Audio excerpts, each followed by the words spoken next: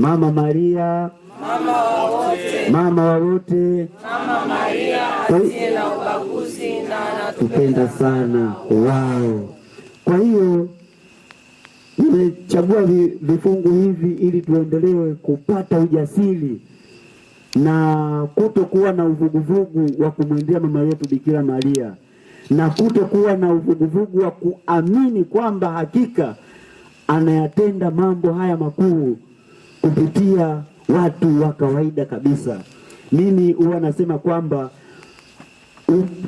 katika upekee umefichwa katika mambo ya kawaida.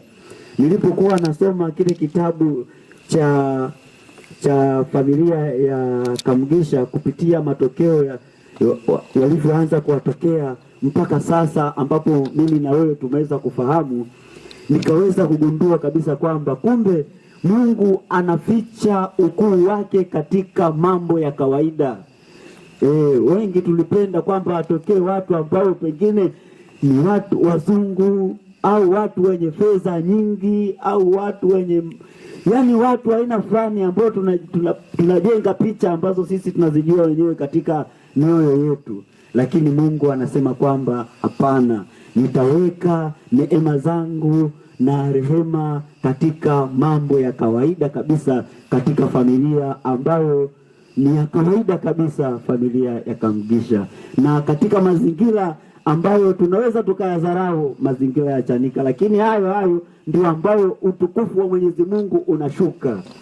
Kwa hiyo ndugu zangu, hata sisi tunatakiwa kuweza kuwa wanyenyekevu zaidi ili tuweze kupokea huu utukufu wa Mwenyezi Mungu ambao unafichwa katika hali ya ukawaida kabisa. Mama Maria, mama wa wote.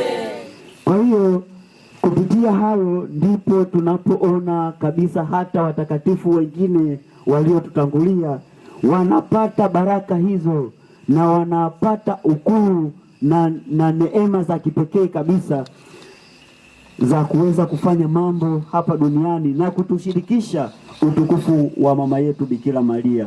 Sasa tunapoendelea kumtafakari mama yetu Bikira Maria, kuna mtakatifu ambaye anatufundisha. Huyu mtakatifu aliweza kujishusha na kujinyenyekesha kwa mama yetu Bikira Maria na kukubali kufundishwa na mama Bikira Maria, kama familia hii ya Kamugisha ambavyo na Madam Tesia ambavyo wamejishusha na kukubali kufundishwa na mama yetu Bikira Maria, nao wanatuletea ujumbe na maagizo makubwa kabisa ya utukufu wa Mwenyezi Mungu. Huyu mtakatifu Papa Yohane Paulo wa Pili ndiye aliyeweza kuikomboa ulimwengu katika ziki kubwa, na anatokea na kufumbua mafumbo yaliyofumbwa katika siri ya tatu ya Fatima. Katika siri ya tatu ya Fatima yaliweza kuelezea uongofu utakaotokea baadaye, na yanaelezea mahangaiko yatakayotokea baadaye. Lakini huyu baba katika hali ile ya kawaida, na tunavyopenda asilimia kubwa ya wanadamu tunapenda kudharau mambo ya kawaida, kumbe mambo ya kawaida ndipo kuna utukufu wa Mwenyezi Mungu unakuwa umefichwa. Upekee wa Mwenyezi Mungu unafichwa katika hali ya kawaida. Kwa hiyo huyu baba mtakatifu Papa Yohane Paulo wa Pili anajinyenyekesha, anakubali kujiweka wakfu kwa mama yetu Bikira Maria. Alijiweka wakfu mwaka 1937, alafu 1938 anaanza kupitishwa katika mahangaiko makubwa sana. Kilichomsaidia ni kitu gani? Kilichomsaidia, baba mtakatifu aliweka dira yake kwa Mungu na dira kwa mwanadamu. Kwa Mungu aliweka nini? Kwa Mungu alisema kwamba yeye yupo tayari kumtangaza mama yetu Bikira Maria katika hali zote. Mimi na wewe tumeweka dira ipi kwa Mwenyezi Mungu?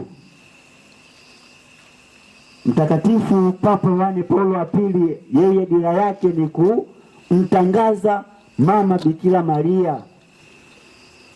na alipowekwa wakfu mwaka huo 37, mwaka 38 anaanza kupitishwa katika mahangaiko makubwa sana, na mwaka 1939 inazuka vita kuu ya pili ya dunia, na inaanzia katika taifa lake la Poland.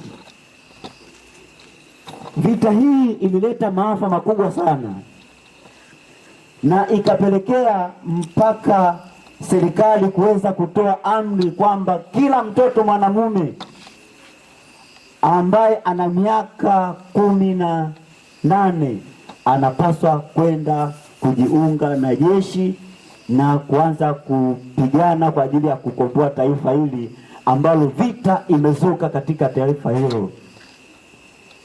Kumbuka kwamba baba huyu aliweka dira yake kwamba yeye ni kumtangaza, kumfahamisha mama yetu Bikira Maria kwa watu wasio na shukrani, na akasema atawafundisha watu wengine kusali rozari na kushiriki ibada ya Jumamosi ya kwanza ya mwezi. Kwa hiyo akasema kwamba nitakapoenda vitani, basi ile dira yangu mimi itapotea, dira yangu itapotea. Kwa hiyo akamuomba mama Bikira Maria aweze kumsaidia katika mazingira hayo. Aliweza kumsaidia, lakini alimsaidia katika mazingira magumu sana. Huyu baba alianza kujificha kwenye miili ya maiti, na wazazi wake waliuliwa. Angalia, mtoto mdogo mwenye umri wa miaka 18 anajificha kwenye maiti ambayo imeuliwa kinyama kabisa na mabomu na risasi. Lakini wakati anajificha katika hiyo miili iliyolala, hakuwa ananung'unika. Mimi na wewe tukikumbwa na majaribu, tukikumbwa na dhuruba, huwa tunatamka maneno gani? Wengine huwa tunatamka mpaka laana kabisa, si ndio? Lakini huyu baba anatufundisha kwamba tunapaswa kuwa na unyenyekevu na kuyapokea mateso na kuyatolea sadaka. Yaani mateso tuyageuze kuwa fursa. Sasa tunayageuzaje kuwa fursa? Anatutaka tuweze kutamka neno la faraja litakalotupa faraja wakati tunapita katika tanuru za moto. Kwa hiyo wakati huyu mtoto mdogo kabisa anakimbia, alikuwa anakimbia akiwa anaukimbia mji wa Poland, lakini anaukimbia mji wa Poland wakati wanaume wote wanatafutwa. Kwa hiyo walikuwa wakitokea wanajeshi au viongozi wa serikali, anajificha kwenye kundi la maiti, anajificha pale, analala. Na wakati analala pale, yeye neno lake alilokuwa analitamka ni neno gani? Alikuwa anatamka kwamba mateso ninayoyapitia ni madogo sana kuliko huruma na neema nitakazozipata kwa kufanikiwa kumtangaza mama Bikira Maria. Mama Maria, mama wa wote, Mama Maria asiye na ubaguzi na anatupenda sana.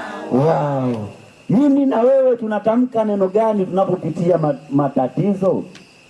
Kwa hiyo leo historia ya baba yetu huyu Papa Yohane Paulo wa Pili inatufundisha kwamba tunapaswa tuwe na neno la faraja ambalo litaleta uongofu kati yetu sisi na kuimarisha wale wengine watakao kuja kusoma maisha yetu. Baba anasema kwamba mateso haya ninayoyapitia, yani mateso ya kulala kwenye maiti, mateso ya kutokwenda kuwazika wazazi wangu. Jamani, tunajaribu kuvuta picha hapo kwamba mzazi wako anakufa, unamwacha, unageuka hivi, unamwangalia hapo, unakimbia. Tunapiga picha hayo mateso aliyokuwa anayapitia. Lakini mateso hayo yote yeye alikuwa anasema kwamba ni madogo sana kuliko neema na rehema atakazozipata kwa kumtangaza mama wa Mungu. Na alifanikiwa, akatoroka mwaka huo 39, akaenda katika nchi hiyo nyingine. Na alipofika kule aliendelea kusali rozari na kuendelea kufundishwa na mama yetu Bikira Maria. Alipokuwa anafundishwa na mama yetu Bikira Maria, alianza kuona huruma ya Mungu jinsi ilivyofichwa kwa mama yetu Bikira Maria. Akawa anazidi kupata rehema nyingi kwa kusali, akiwa anasali rozari akawa anapata rehema nyingi sana. Kwa hiyo kipindi hiko alivutiwa sana na akaimarishwa zaidi kwa kumfuata mama yetu Bikira Maria, na hasa kusali rozari na kuwafundisha watu wengine rozari. Mimi na wewe leo hii tuna miaka zaidi ya 30 10 na kitu, tumewafundisha wangapi kusali rozari? Baba huyu anatufundisha kwamba kile tunachokipenda kwa ajili ya kumtukuza Mwenyezi Mungu, basi usibaki nacho peke yako. Piga picha kwa mfano kama familia hii ya Teresia wangebaki na mama Bikira Maria ndani mwao. Mimi na wewe leo tusingeweza kuja kupata hata faraja tunayokuja kuipata hapa. Mimi mwenzangu, niwaambieni tu ukweli, huwa nikija hapa nikiondoka, yani ninahisi nimekuwa mtu wa tofauti kabisa. Na inapotokea siku nikipata nafasi ya kuja hapa, ninakuwa mpaka kama mtoto mdogo ambaye ameahidiwa safari kwamba awamu ijayo utaenda sawa. Inakuwa hata usingizi nakosa kwa sababu nakuja kuchota baraka ambazo familia hii haijapenda kukaa nazo ndani. Kwa hiyo hata sisi tuige fadhila hizi, tunachokijua kidogo basi tupende kukipeleka kwa watu wengine ili kikazae matunda. Tuzalishe chemchemu katika familia zetu, jumuiya zetu na hata jamii yote inayotuzunguka. Kwa hiyo baada ya kuendelea kusali hivyo akabahatika kuwa padri na mpaka kuwa askofu. Alipokuja kuchaguliwa sasa kuwa Baba Mtakatifu mwaka 1978, ilikuwa imepita miaka 39, hajawahi kwenda hata kuangalia kaburi la mama yake liko wapi. Na mwaka 79 ndipo anakwenda kuitembelea taifa lake la Poland toka alipolikimbia mwaka 39. Miaka mingapi hiyo? Miaka 40. Miaka 40 ndio anaenda kwenda kulia msiba. Katika matokeo ya Fatima, katika ile siri ya 3 ya Fatima, yanasema askofu mwenye mavazi meupe atapita katika mji ulio na magofu, uliozungukwa na magofu makubwa, na atapita akiwa na uchungu mkubwa sana moyoni, akiwa na maumivu makali moyoni. Siri inaanza kutekelezeka au inaanza kufumbuliwa, si ndio?